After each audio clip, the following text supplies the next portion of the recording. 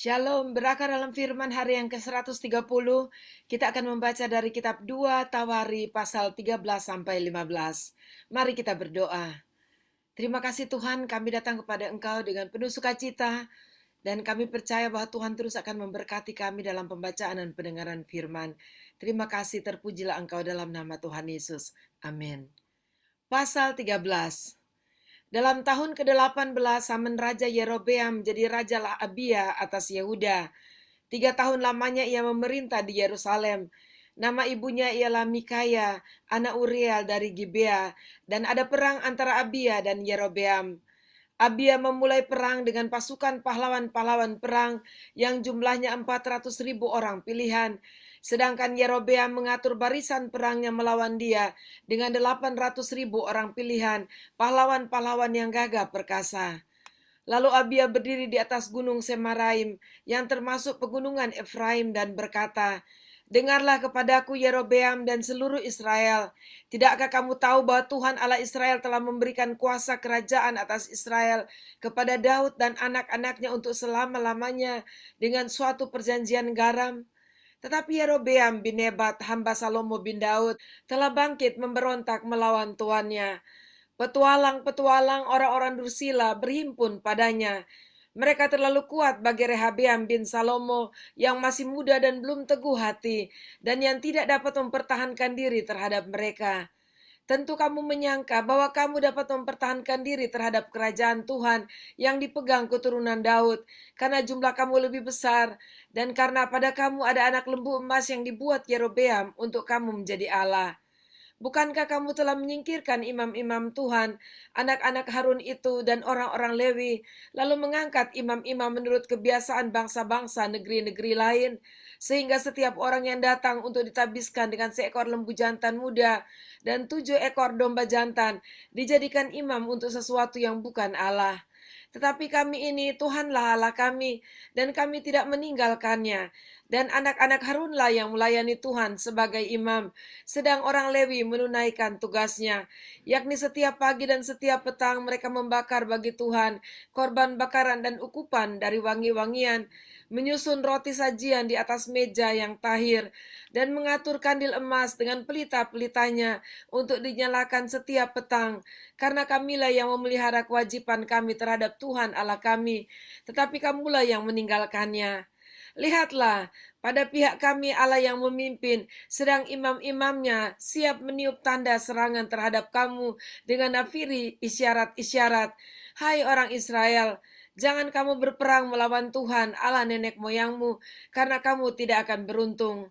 Tetapi Yerobeam mengirim suatu pasukan penghalang yang harus membuat gerakan keliling supaya sampai di belakang mereka, sehingga induk pasukannya berada di depan Yehuda dan pasukan-pasukan penghadang di belakang mereka.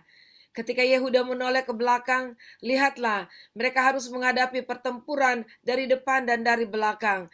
Mereka berteriak kepada Tuhan, sedang para imam meniup nafiri, dan orang-orang Yehuda memekikan pekik perang.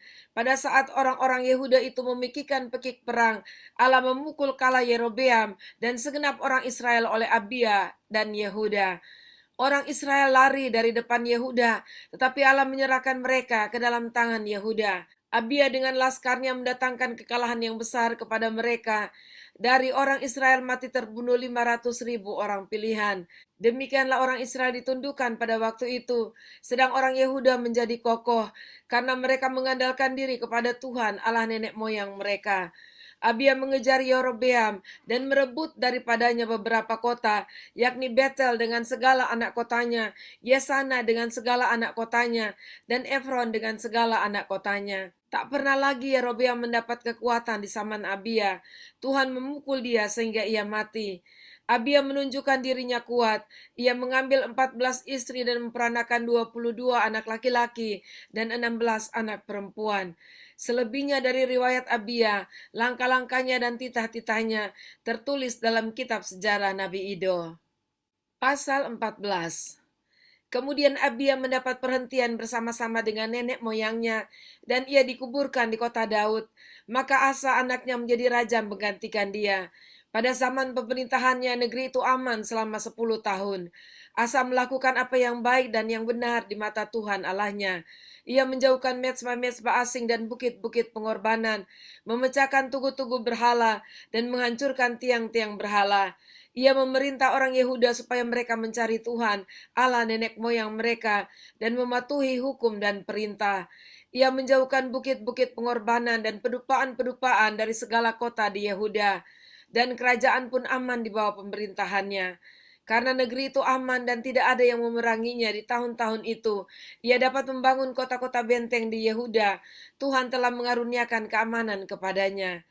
Katanya kepada orang Yehuda, marilah kita memperkuat kota-kota ini dan mengelilinginya dengan tembok beserta menara-menaranya, pintu-pintunya dan palang-palangnya. Negeri ini masih dalam tangan kita, karena kita mencari Tuhan Allah kita, dan Ia mencari kita serta mengaruniakan keamanan kepada kita di segala penjuru. Maka mereka melaksanakan pembangunan itu dengan berhasil. Pasukan-pasukan Asa yang dari Yehuda jumlahnya 300.000 orang yang membawa perisai besar dan tombak, dan yang dari Benyamin jumlahnya 280.000 orang yang membawa perisai kecil sebagai pemanah. Mereka semua pahlawan-pahlawan yang gagah perkasa. Sera orang Ethiopia itu maju berperang melawan mereka dengan tentara sebanyak 1.000.000 orang dan 300 kereta. Ia sampai ke Maresa. Lalu Asa maju menghadapinya. Mereka mengatur barisan perang di lembah Sefata dekat Maresa. Kemudian Asa berseru kepada Tuhan Allahnya, "Ya Tuhan, selain daripada Engkau, tidak ada yang dapat menolong yang lemah terhadap yang kuat. Tolonglah kami ya Tuhan Allah kami, karena kepadamu-lah kami bersandar, dan dengan namamu kami maju melawan pasukan yang besar jumlahnya ini. Ya Tuhan, Engkau Allah kami, jangan biarkan seorang manusia mempunyai kekuatan untuk melawan Engkau." Dan Tuhan memukul kala orang-orang Ethiopia itu di hadapan Asa dan Yehuda. Orang-orang Ethiopia itu lari, lalu dikejar oleh Asa dan laskarnya sampai ke Gerar. Dari orang-orang Ethiopia itu amat banyak yang tewas, sehingga tidak ada yang tinggal hidup, karena mereka hancur di hadapan Tuhan dan tentaranya. Orang-orang Yehuda memperoleh jarahan yang sangat besar. Mereka mengalahkan semua kota di sekeliling Gerar, karena ketakutan yang dari Tuhan menimpa penduduknya. Mereka menjarahi semua kota itu, karena jarahan yang besar terdapat di situ. Tenda-tenda pemilik ternak pun direbut mereka, dan banyak kambing domba dan unta diangkutnya sebagai jarahan. Lalu mereka kembali ke Yerusalem. Pasal 15. Asaria bin Oded dihinggapi roh Allah. Ia pergi menemui Asa dan berkata kepadanya, "Dengarlah kepadaku Asa dan seluruh Yehuda dan Benyamin. Tuhan beserta dengan kamu bila mana kamu beserta dengan dia. Bila mana kamu mencarinya, ia berkenan ditemui olehmu. Tetapi bila mana kamu meninggalkannya, kamu akan ditinggalkannya. Lama sekali Israel tanpa Allah yang benar, tanpa ajaran daripada imam dan tanpa hukum. Tetapi dalam kesesakan mereka berbalik kepada Tuhan, Allah orang Israel. Mereka mencarinya dan ia berkenan ditemui oleh mereka. Pada zaman itu tidak ada orang pergi dan pulang dengan selamat, karena terdapat kekacauan yang besar di antara segenap penduduk daerah-daerah. Bangsa menghancurkan bangsa, kota menghancurkan kota, karena Allah mengacaukan mereka dengan berbagai-bagai kesesakan. Tetapi kamu ini kuatkanlah hatimu, jangan lemah semangatmu, karena ada upah bagi usahamu. Ketika Asa mendengar perkataan nubuat yang diucapkan oleh Nabi Asaria bin Oded itu, ia menguatkan hatinya dan menyingkirkan dewa-dewa kejijikan dari seluruh tanah Yehuda dan Benyamin dan dari kota-kota yang direbutnya di pegunungan Efraim. Ia membaharui mezbah Tuhan yang ada di depan balai bait suci Tuhan. Ia mengumpulkan seluruh Yehuda dan Benyamin dan orang-orang Efraim, Manasya dan Simeon yang tinggal di antara mereka sebagai orang asing. Sebab dari Israel banyak yang menyeberang memihak kepadanya ketika mereka melihat bahwa Tuhan Allahnya beserta dengan dia. Mereka berkumpul di Yerusalem pada bulan ketiga tahun ke-15 dari pemerintahan Asa. Pada hari itu mereka mempersembahkan kepada Tuhan 700 lembu sapi dan 7.000 kambing domba dari jarahan yang mereka bawa pulang. Mereka mengadakan perjanjian untuk mencari Tuhan Allah nenek moyang mereka dengan segenap hati dan jiwa. Setiap orang, baik anak-anak atau orang dewasa, baik laki-laki atau perempuan yang tidak mencari Tuhan Allah Israel harus dihukum mati. Mereka bersumpah setia kepada Tuhan dengan suara yang nyaring, dengan sorak-sorai dan dengan tiupan nafiri dan sangkakala. Seluruh Yehuda bersukaria atas sumpah itu, karena dengan segenap hati mereka bersumpah setia, dan dengan kehendak yang bulat mereka mencari Tuhan. Tuhan berkenan ditemui oleh mereka dan mengaruniakan keamanan kepada mereka di segala penjuru. Bahkan Raja Asa memecat Maaka neneknya dari pangkat ibu suri, karena neneknya itu membuat patung Asyera yang keji. Asa merobohkan patung yang keji itu, menumbuknya sampai halus dan membakarnya di lembah Kidron. Sekalipun bukit-bukit pengorbanan tidak dijauhkan dari Israel, namun hati Asa tulus ikhlas sepanjang umurnya. Ia membawa persembahan-persembahan kudus ayahnya dan persembahan-persembahan kudusnya sendiri ke rumah Allah, yakni emas dan perak serta barang-barang lain.